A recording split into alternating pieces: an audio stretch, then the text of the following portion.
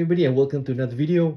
And in this video we're going to have a look at another Wargames Illustrated, and this is Wargames Illustrated 441. They're calling this issue the Popular Articles Revisited issue. Now initially I thought that this was going to be one of those issues where it's a remix kind of thing, or maybe the best of kind of issue, so I wasn't really that excited. I thought it was going to be all these articles which I've already seen before, but I was pleasantly surprised that it wasn't. But with this issue, let me just say before we carry on, you get a free frame. This apparently is the third free frame for the year, and this frame is from Wargames Illustrated. Warlord Games. Oh my god! And what frame is this? This is the French Napoleonic Line Infantry frame, which is kind of good. I mean, if you're playing Silver Bayonet, this issue would be great for you to have a few extra figures for your magazine. And if you're playing, Black Powder, the Napoleonic, you probably have one extra frame. Oh, of course, the figures four different, uniforms or like setups. So yeah, it's good for display. Anyways, let's flip into the magazine very quick. So Wargames Illustrated 441. Now yeah, here's the contents, and the contents tells you, yep, we're going to get what the remix issue is, and apparently what it is there are several of their regular contributors to return to subjects or projects that they covered before in the magazine. So consider this a sequel kind of issue, I guess. Yeah, anyway, so over here you see the frame that you get, and there's some credits here. So this apparently is a Danish Royal Lifeguards. So it's tells you what the cover is. Now I don't play the period, so I wasn't too aware what they were. But give it time. We all get around to those periods at some point. Anyways, moving along. If you haven't, go ahead and subscribe to Wargames Illustrated. Again, they don't give me anything for this video. And even this magazine was bought with my own money. But I would like to recommend getting a subscription, either the electronic version or some paper. Why not get some paper? It's worth collecting, worth keeping. Now, we start off first with observation post, and this is basically Battlefront miniatures, and it's featured on the M48 pattern, and they're plastics, which is kind of cool. Battlefront, and then what issue of Wargames Illustrated as of late will not be fulfilled or complete without a Wargames Atlantic box that's new. And this one is the werewolves. I got this box in the store simply because they're werewolves, and then they have the sneak feet. These are basically the rattling snipers. I mean, even they lay claim to it. And like, they don't lay claim to it, but that's what they are: rattling snipers or hobbits with laser guns, and bronze chariots. Wargames Illustrated is great from strength to strength, and I think more power to them. The variety in Wargames Atlantic's releases, makes it one of those companies that you don't mind like keeping an eye on, because you never know what you're gonna get. And okay, so moving along, we have Colors 2024. Again, if you're watching this right now, this is over. I haven't seen any of the YouTube videos for Colors 2024 yet. I'm looking forward to that. Okay, so now we get to Release Radar, and we start off with something from Gripping Beast, and this is the I want to say it's not really it's ancient, like really ancient. Your warriors, they call these the wood woozes, and I think this like wildmen or prehistoric force. They say it's for a game called Tribal. Now I've seen Tribal in this magazine before, but I've not tried it out. So yeah, it looks, yeah, prehistoric wargaming. No guns and black powder here. Blowpipes and spears. Moving along, you got I think this is a 3D print. I think, yes, by Head Bunny Games. Now I like this part of the magazine very much, the release radar, simply because I get to find all these different companies and like go browse their sites because you know um some of these companies are so small that if nobody tells you where they are or if they exist, you don't really know that they exist. Yeah, so like Hit Bunny Games, I didn't know they existed. And moving along, we got a historical a Napoleonic rule set. I've played so many. I mean, I don't mind playing another. The best thing about historical gaming is just get the figures, get new rule set. Ever so often you get new rule sets, but the figures stay the same, which is why I think historical figures have a slight advantage if you're gaming on a budget. Yes. Anyway, this is the Twilight of the Emperor rulebook by Wire Historic Books. Then is it Wire? Wire, yeah. And then you got another book here. This is Blood Red Roses, War of the Roses, and this is for SOA, Society of Ancients. And then you have the Tales of Daring Do, Victoriana from Caliber Books. And you got Plastic Soldier Company. Yeah. They've got the this is part of their battle group books, which is basically print on demand. Okay, moving along, you got some medievals here and by Matt Berry Miniatures. I do not know this company exists. And we have Bloody Miniatures with what's this? This is English Civil War infantry, and then Clearco Miniatures. Is that right? Clearco, yeah, Clearco Miniatures, and First Nations. So these are Native Americans. And then you got Gringo 40s. Now I've heard of Gringo 40s, and it's nice that they get a mention here. Really cool. Specialist storage, TNT Laser Works. This is your storage. Oh, it's really nice. They've got the storage space actually has like little slotters for you to like put your your round base stuff in. Very cool. Good idea. Okay, so moving along, we got some bolt action right here, and Battle of the Bulge starter set.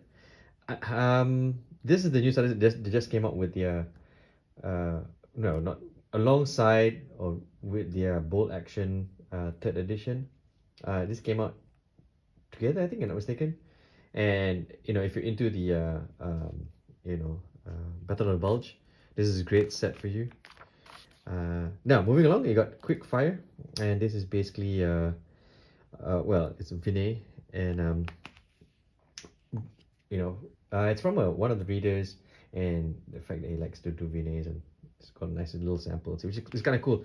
I mean, it's part of the hobby as well, if you ask me, doing Vinays, with all your extra pieces and figures and stuff like that. Anyways, moving along, you got your cover mount, and cover mount is basically these guys.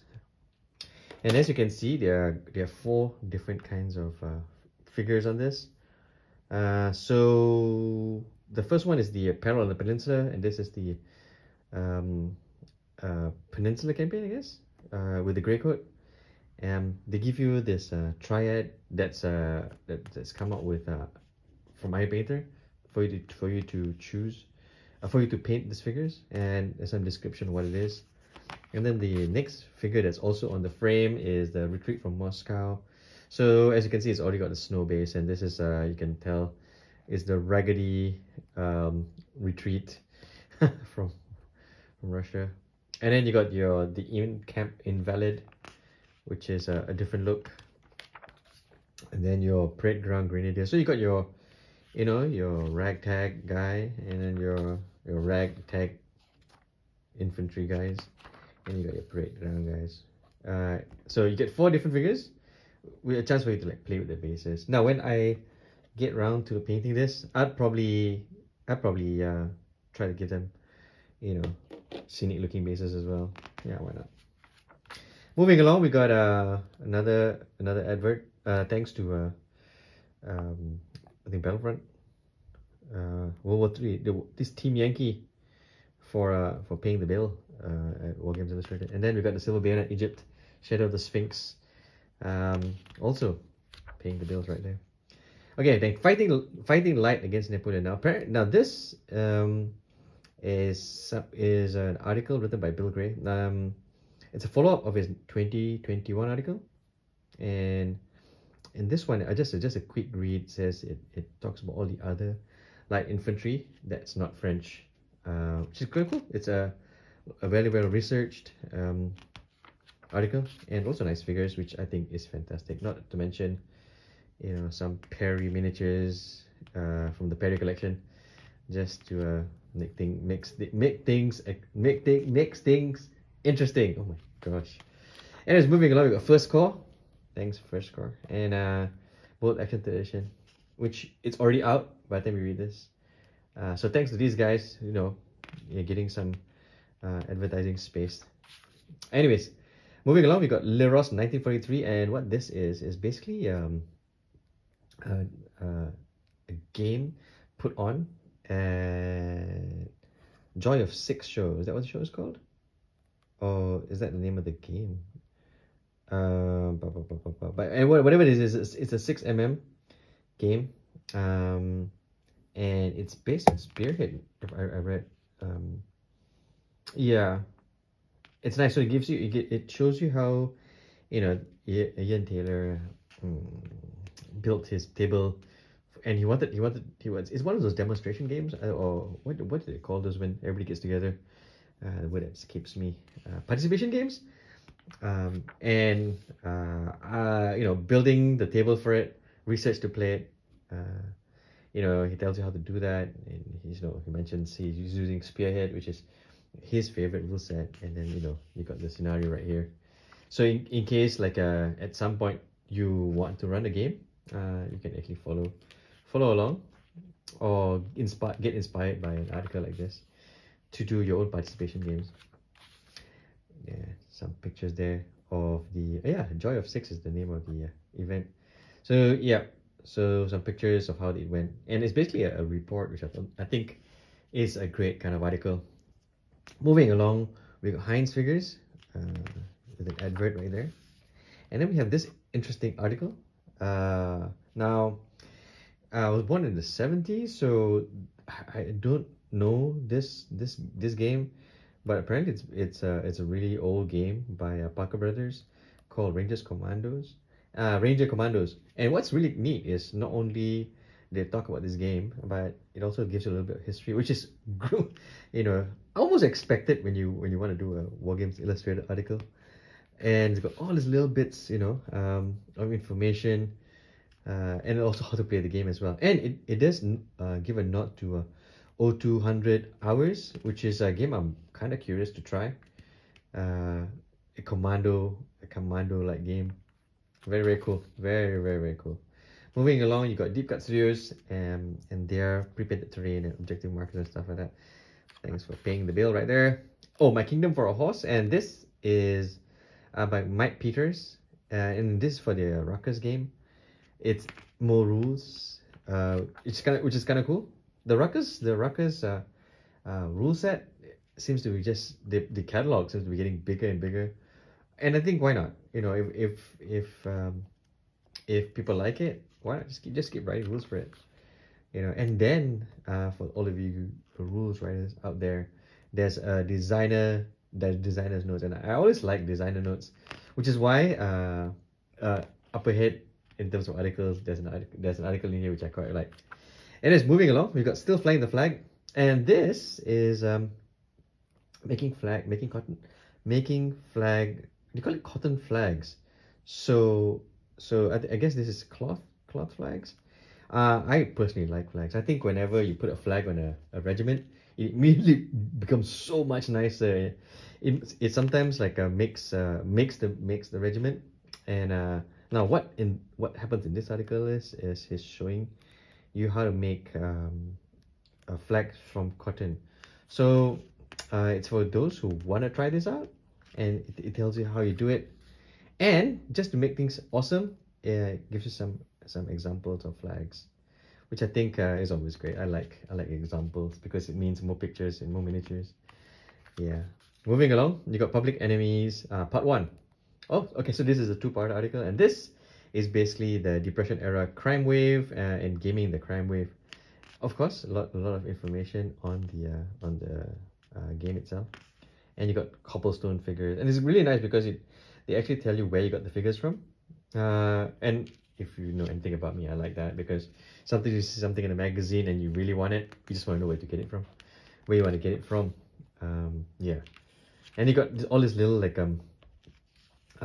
researched scenario things, which is kind of nice, and like pictures of miniatures, always great.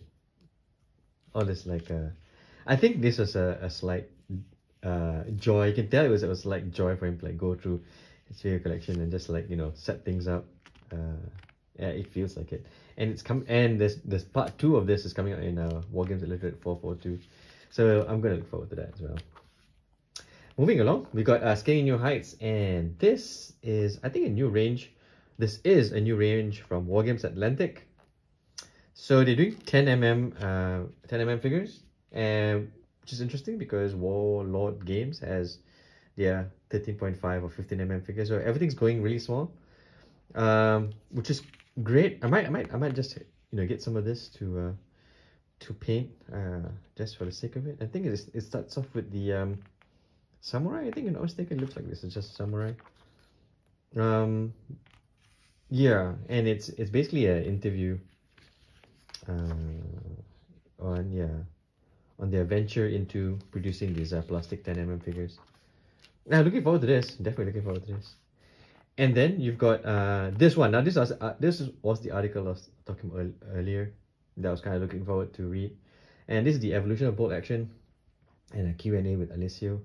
Now, bolt action 3rd edition just came out. Not many things changed, but the things that did change were big. And this is basically the look behind the scenes on why they made these decisions and stuff like that.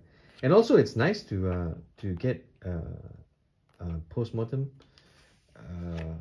or the reasons behind these decisions or to change rules, which makes it a good article and very timely one too, since Bolt Action 3rd edition just come out, you know. By the way, if you haven't, I did a review of the book. It's a really, really beautiful book. So well done to the team putting together Bolt Action 3rd edition. But again, this article is just worth the read for sure. Now, if you remember in Wargames Illustrated 440, the Vietnam issue, there was the Vehicles of Vietnam part 1. This is part 2. So I quite enjoyed the part 1 article, and this one is just more to read and more to take in. A lot of good research, and for those who are, you know, thinking of playing Vietnam War or who have a passing interest in the period, yeah, it's well worth it. Well worth the article because it does touch on some things, and it does show you, like, you know, it gives you ideas to play and stuff like that. Moving along, you got the cultural experience, and this time they're centering walking Waterloo. Okay, again, time maybe at some point I'll get there. And then there's Art Master Studio, North Star, the Art of Artisan Game Show, and Helen and Company. And this, again, thanks to these guys, we have the magazine because, hey, they're paying the bills. Mardaf Miniatures, Bricks Creek, Gunfighters Ball, Colonel Bill's, Skytrack Miniatures, let me see now, tabletopterrain.com. Let me see, and you got like a Giants and Miniatures, and then a quick ad for the next issue where you get a free Valor and Fortitude Army List Compendium with your Wargames Illustrated. And then, as you can see, it's getting bigger and thicker. I mean, the catalog's getting bigger for Wargames Atlantic, and August 2024. It's already out by now. The Samurai and Ashigaru. Maybe it's time to head on over to Wargames Illustrated. And as per usual, a Gripping Base gets the back cover. Saga Priest in this one. All right, so there you have it. This is a Wargames Illustrated 441 September 2024. Like I said, I like flipping through this magazine. There will be another video where I paint all of these and feature them or showcase them. So look forward to that. If you haven't, go out and get the magazine. Maybe you can find some, because I think by the time you read this, the October issue will be ready to be purchased, I think. But if you can find it, sure, why not? Or if you get this issue in one of those bargain basements. I don't know whether you're gonna get this along with it, but if you do, now you know what's in it and whether you might want to get it and add it to your collection. But that's pretty much it. Hope you like the flip through. I like doing flip throughs. I like talking to the mic, talking to the camera. But if you like this as well, give me a like and subscribe, and don't forget to enjoy painting those figures.